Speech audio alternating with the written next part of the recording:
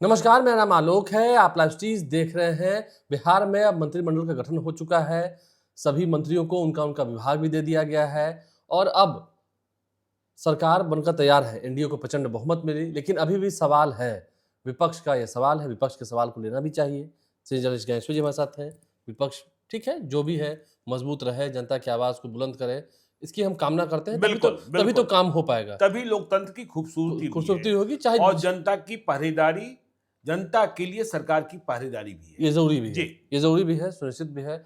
तो ऐसे में विपक्ष के अभी भी दावे हैं। कुछ ऐसी सीटें हैं जहां पर विपक्ष का कहना है कि उन्हें हराया गया, साजिश की गई। हालांकि वोट चोरी की बात राहुल गांधी और तेजस्वी यादव ने पूरे बिहार में घूम घूम कर कही, फिर भी नतीजा क्या आया? 202 सीटों के साथ एनडीए प्रचंड बहुमत के साथ सरकार बना चुकी है, शपथ ग्रहण हो चुका है।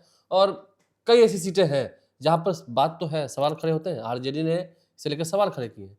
3 ऐसी सीटें हैं तत्काल, 3 ऐसी सीटों की हम चर्चा करेंगे जहां पर जानबूझ के हराया गया।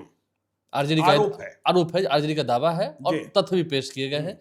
तथ्य क्या है? चलिए शुरुआत करते हैं हम नबीनगर सीट से। औरंगाबाद की नबीनगर सीट है, अगियाव है और इसके अलावा संदेश है। ये 3 विधानसभा सीटें ऐसी हैं। अब नबीनगर में 112 वोट से जेडीयू की जीत हुई, चेतनानंद चुनाव जीत गए और आरजेडी के प्रत्याशी जो थे उनकी मां का निधन भी हो गया था। खैर वो चुनाव हार गए। यहाँ पर क्या तथ्य है? 132 पोस्टल वोट्स को रिजेक्ट किया गया। 132 वोट को रिजेक्ट किया गया और 112 वोट से वो चुनाव जीत गए। अगियाओं में आते हैं, 95 वोट से सीपीआई-एमएल की हार हो गई, 95 वोट से, और 175 वोट पोस्टल बैलेट के कैंसिल किए गए, तब 95 वोट से जीत हुई। संदेश में आते हैं, 27 वोटों से हारे दीपू यादव, 27 वोट से हारे अरुण यादव के बेटे और वहां पर पोस्टल बैलेट के 360 वोट पर रिजेक्ट किए गए थे। तो ये एक बड़ा घपला हुआ। मतलब आपने पोस्टल वोट्स को रिजेक्ट कर दिया, इसका असर ये हुआ कि काफी कम मार्जिन से आप रिजल्ट ले आए और एनडीए के खाते में 3 सीटें बढ़ गई। ये एक आरोप है। तो ये आरोप है और इसका जवाब भाजपा ने दिया। भाजपा दे रही है। यदि बेईमानी करना होता तो क्या रामगढ़ में हम बीजेपी को हारने देते, 30 वोट से हारने देते और बसपा को जीतने देते? तो देखिए, पहली बात यह समझने की है कि जिन 3 सीटों का जिक्र आरजेडी कर रहा है, उन 3 सीटों से सरकार न बन रही थी न बिगड़ रही थी। न आरजेडी की सरकार बनती और न एनडीए सरकार बनाने से चूक जाती। देखिए, अब पोस्टल बैलेट की बात हुई कि भाई संदेश में, अगियाओं में, नबीनगर में इतने पोस्टल बैलेट रिजेक्ट कर दिए गए। तो पहले तो इसका खुलासा किया जाना चाहिए कि जो पोस्टल बैलेट रिजेक्ट हुए, क्या वह महागठबंधन को ही प्राप्त मत थे? इस बात का दावा किया जा सकता है। तो इस बात की जानकारी देखिए, मुझे यह मानने में कतई संकोच नहीं है। 2020 के चुनाव परिणाम में हमने यह महसूस भी किया है, जब बहुत तनातनी थी, रात तक काउंटिंग चली, रात तक कैसे शक्ति सिंह यादव हारे थे 12 वोट से। इस बात तो खैर हार का मार्जिन हार का मार्जिन। तो मुझे यह मानने में तनिक भी संकोच नहीं है कि जहां मामूली मतों की लड़ाई होती है, वहां सत्ताधारी जो दल होते हैं उनका दखल चलता है, उनका दखल चलता है। ठीक है ना? अब बेईमानी किस हद तक जाती है, यह उम्मीदवार को पढ़ना है, पार्टी को पढ़ना है और चुनाव आयोग को पढ़ना है।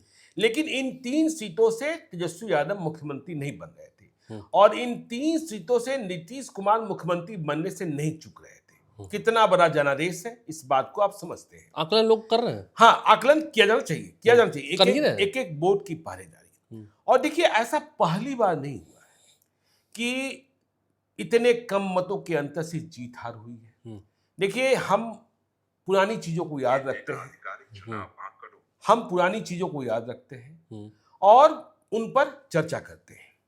तो देखिए, जब लालू यादव मुख्यमंत्री थे, लालू यादव 1990 में मुख्यमंत्री बने, तब विधायकों की मर्जी से, विधायकों के बहुमत से लालू यादव मुख्यमंत्री बने थे। लालू यादव के नाम पर चुनाव बिहार में नहीं लड़ा गया था, 1990 वाला। तो लालू यादव मुख्यमंत्री बन गए। 1995 ही इकलौता चुनाव है जिसमें लालू यादव को स्पष्ट जनादेश मिला, अपने दम पर। जबकि टीएन शेषन ने कितना परेशान किया था। 2000 में लालू यादव लड़खड़ाने लगे। राबड़ी देवी सरकार में थी, नीतीश कुमार तो ओह तक ले लिया था। नहीं, सुनिए ना, पहले चुनाव परिणाम की बात कीजिए। सरकार लड़खड़ाने लगी। नीतीश कुमार ने, ठीक आपने कहा कि शपथ ग्रहण कर लिया था। फिर कांग्रेस की मदद से कांग्रेस के विधायकों को मंत्री बनाकर लालू यादव मतलब राबड़ी देवी की सरकार बनी। अब 2000 के नतीजे देखिए, यदि आज आप कह रहे हैं कि इतने कम मतों के अंतर से हराया गया, जिताया गया, तो क्या इतने कम मतों के अंतर से पहले लोग नहीं हारते रहे हैं? और हम 2000 की बात कर रहे हैं, तब ईवीएम नहीं आया था, पोस्टल बैलेट ही था। नहीं पोस्टल बैलेट नहीं, बैलेट पेपर था, बैलेट पेपर था और उस पर आपको अंगूठे का निशान लगाना होता था या हस्ताक्षर करना होता था और तमाम अंगूठे का निशान ही लगता था और तमाम शिकायतें आती थी कि भाई जो कलर है, जो स्याही है, वह इधर हो गया है, उधर हो गया, और प्रशासनिक दखलंदाजी की बातें आती थी। बहुत सारे मतपत्र रद्द कर दिए जाते थे और उससे चुनाव प्रभावित हो जाते थे। तो हम 2000 के चुनाव की बात कर रहे हैं। आरजेडी के प्रत्याशी सीतामढ़ी से, अब तो है नहीं, मंत्री भी रहे, नाम शाहिद अली खान, साल 2000 के चुनाव की बात कर रहे हैं। मतपत्र, और तब बहुत आरोप लगते थे, एक कहानी भी आपको सुनाएंगे मतपत्र के छपने उपने को लेकर। नहीं, आपको बताएंगे कहानी। तो शाहिद अली खान सीतामढ़ी से आरजेडी के प्रत्याशी मात्र 35 मतों से जीते थे। तो क्या यह माना जाए कि लालू यादव ने बेईमानी करके अपने विरोधी को हरवा दिया था, 35 वोट जितवा दिया और 35 वोट से जितवा दिया था। 35 मतपत्र जो निरस्त किए गए होंगे, इससे अधिक ही निरस्त किए गए होंगे, वह गलत तरीके से निरस्त किए गए थे। दूसरा, तब देखिए बिहार झारखंड एक था जब 2000 का चुनाव हो रहा था। टुंडी में सबा अहमद आरजेडी के प्रत्याशी 154 मतों से चुनाव जीते थे। क्या उन्हें लालू यादव ने बेईमानी करके जितवाया था? क्योंकि सरकार उनकी थी। सरकार उनकी थी। तरैया में रामदास राय सारण में 265 मतों से जीते थे। क्या लालू यादव ने बेईमानी करके जिताया था? बलिया, जो अब साहेबपुर कमाल है बेगूसराय, श्री नारायण यादव अब उनके बेटे एमएलए हैं आरजेडी के, इस बार फिर से जीते हैं। तो बलिया में श्री नारायण यादव 304 मतों से जीते थे। तो क्या लालू यादव ने प्रशासन पर दबाव बनाकर, डीएम एसडीओ पर दबाव बनाकर चुनाव जितवा दिया था? जी, क्योंकि वहां भी मतपत्र कैंसिल हुए। हाँ, वहां भी। बछवाड़ा उत्तम कुमार यादव 458 मतों से चुनाव जीते थे। तो क्या किया था लालू यादव ने? हरलाखी सीताराम यादव 534 मतों से चुनाव जीते थे। तो ये 2000 की बात हो गई। अब आपको दूसरा उदाहरण दे। ईवीएम पर भी आई? नहीं, ईवीएम पर तो 2004 में देखिए लोकसभा का चुनाव हुआ, 2005 में विधानसभा का चुनाव होने लगा। 2015 में महागठबंधन, वही तुम करें कि ईवीएम पर आई है। हाँ नहीं, ईवीएम नहीं, अब 2015 में महागठबंधन की बात करते हैं। सरकार तो 2005 के अक्टूबर के चुनाव में नीतीश कुमार की बन ही गई और राबड़ी देवी की विदाई हो गई, लेकिन 2015 में फिर से दोनों भाई मिल गए, साथ में कांग्रेस। तो फिर 2015 में आरजेडी के उम्मीदवार गोपालगंज में बरौली से मोहम्मद नेमातुल्लाह 504 मतों से जीते। बीजेपी बहुत चिल्लाती रही, बेईमानी हुई है। तो क्या नीतीश कुमार ने 2015 में बरौली में लालू यादव के प्रत्याशी मोहम्मद नेमातुल्लाह को जीत दिलवाने के लिए बेईमानी कराई? यह सवाल है। झंझारपुर में गुलाब यादव 2015 में महागठबंधन के उम्मीदवार 834 मतों से जीते। नीतीश मिश्रा हार गए थे। और नीतीश मिश्रा का भी आरोप यही था। तो क्या नीतीश कुमार ने तब 2015 में लालू यादव की मदद के लिए लालू यादव के उम्मीदवारों को जो नजदीकी मुकाबले में थे उन्हें जबरदस्ती जितवा दिया? बेईमानी की। तो ये सवाल उठते रहे। यही आपको हमने कहा एक कहानी। देखिए, यह कहानी सुनाई है अभ्यानंद जी ने, जो बिहार के एक्स-डीजीपी रहे, कि क्या होता है, कैसे प्रशासनिक दखल होता है, लेकिन उसके बीच भी रास्ता निकालना होता है। कि 1980 में 1980 की बात कर रहे हैं। बहुत लोग कहते हैं मैं 1990 के पहले की बात नहीं करता हूं, ठीक है ना। तो 1980 में अभ्यानंद एएसपी थे, मतलब पहली पोस्टिंग या दूसरी पोस्टिंग रही होगी सासाराम में, जहां से अभी उपेंद्र कुशवाहा की पत्नी चुनाव जीती है।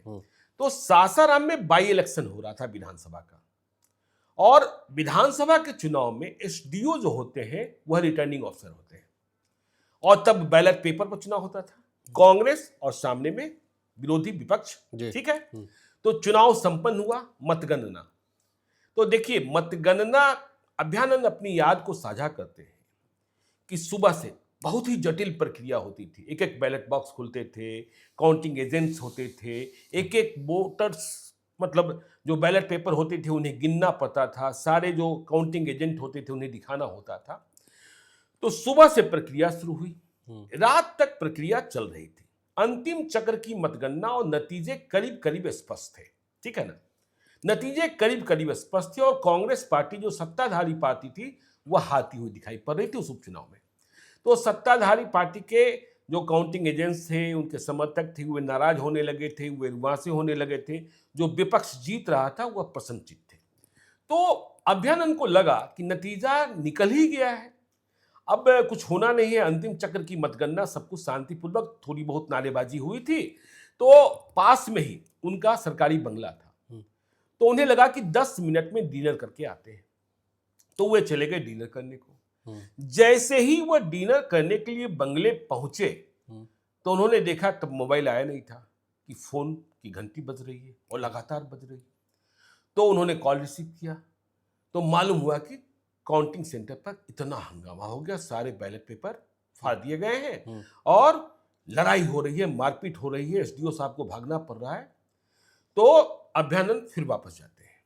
जब वे वहां पहुंचते हैं तो देखते हैं कि बैलेट पेपर बिखरे पड़े हैं, फटे हुए हैं, और जो एसडीओ साहब, जो आरओ रिटर्निंग ऑफिसर है, जिन्हें जीत का सर्टिफिकेट देना था, वह वहां के उपद्रव में अपनी जान बचाने को मेज के नीचे घुसे हुए हैं कि लोग उनकी धुनाई भी कर देते। सत्ताधारी दल के लोग, सत्ताधारी दल के लोग। डीएम साहब ऊपर वाले मंजिले पर हैं। अब तो विचित्र स्थिति है। खैर, एसडीओ साहब जो रिटर्निंग ऑफिसर हैं, उन्हें किसी तरीके से सुरक्षा में लेते हैं अभ्यानंद। इस बीच डीएम साहब का कॉल आ जाता है, मतलब डीएम साहब बुला लेते हैं एसडीओ साहब को। अब मालिक तो डीएम है, तो एसडीओ साहब को डीएम साहब कहते हैं कि धांधली हो गई चुनाव में, सत्ताधारी बात की है, सत्ताधारी पार्टी हार रही है और सारे मतपत्र फट गए हैं, मतलब जो अंतिम चक्र के मतपत्र हैं, इसलिए यह चुनाव निरस्त कर दिया जाए। मतलब चुनाव को ही निरस्त कर दिया जाए, क्योंकि सत्ताधारी पार्टी हार रही थी, और फिर से चुनाव कराया जाए। तो अभ्यानंद ने एसडीओ को कहा कि देखिए, यह तो ठीक नहीं है, और अभी जब चुनाव आयोग चुनाव करा रहा है तो आप मालिक हैं, डीएम मालिक नहीं है, रिटर्निंग ऑफिसर आप हैं, ठीक है, वो बड़े अफसर हैं, लेकिन जीत और हार का सर्टिफिकेट आपको देना है। तो मैं आपको एक तरीका बताता हूं। तो उन्होंने तरीका बताया कि आप डीएम साहब की बात को छोड़िए, जितने मतपत्र फाड़े गए हैं उन्हें इकट्ठा कर लीजिए, दोनों पक्षों की मौजूदगी में, और जितने मत पहले गिने जा चुके हैं उनकी गिनती कीजिए, और अंतिम चक्र में फाड़े गए मतपत्रों की गिनती कर लीजिए, और बचे हुए मतपत्रों की गिनती कर लीजिए। तो अंतिम चक्र का मतगणना था, लास्ट राउंड। हाँ, लास्ट राउंड। तो अब अंतिम चक्र के मतगणना में जितने वोट फटे या बचे रहे, उससे भी पहले गिनती किए गए मतों से घटा दिया गया। तब भी कांग्रेस पार्टी हार रही थी, और सत्ताधारी पार्टी हार रही थी और विपक्ष जीत रहा था। तो इसका आशय यह हुआ कि यदि सारे मतपत्र अंतिम चक्र के नष्ट कर दिए गए होते, तब भी कांग्रेस की हार थी। तो इसलिए तो उन्होंने कहा कि चलिए सबको मान लीजिए कि सब कांग्रेस पार्टी को ही गया है। हाँ, सब कांग्रेस पार्टी को ही गया है, फिर भी तो रिजल्ट, तब भी रिजल्ट नहीं आ रहा है। तो इस तरीके की बातें होती थी। तो उसमें फिर नतीजा निकला, और डीएम साहब जो चाहते थे कि पूरा चुनाव निरस्त करा दिया जाए, वो हो नहीं पाया, और एसडीओ साहब ने, जो रिटर्निंग ऑफिसर थे, कांग्रेस को हराने वाले उम्मीदवार को सर्टिफिकेट दिया, विपक्ष का। तो चुनाव आयोग, अब देखिए बहुत सारी बातें चल रही, इतनी बातें सिर्फ थोड़ी चल रही है। जैसे बातें चल रही हैं कि भाई विजय कुमार सिन्हा और सम्राट चौधरी को, दोनों को मिले मत करीब करीब बराबर, फिगर्स में सेम है, 1,20,000। हाँ, जो भी है। अब कुछ और भी देख रहे थे जो बिल्कुल नंबर्स में बिल्कुल ही बराबर है।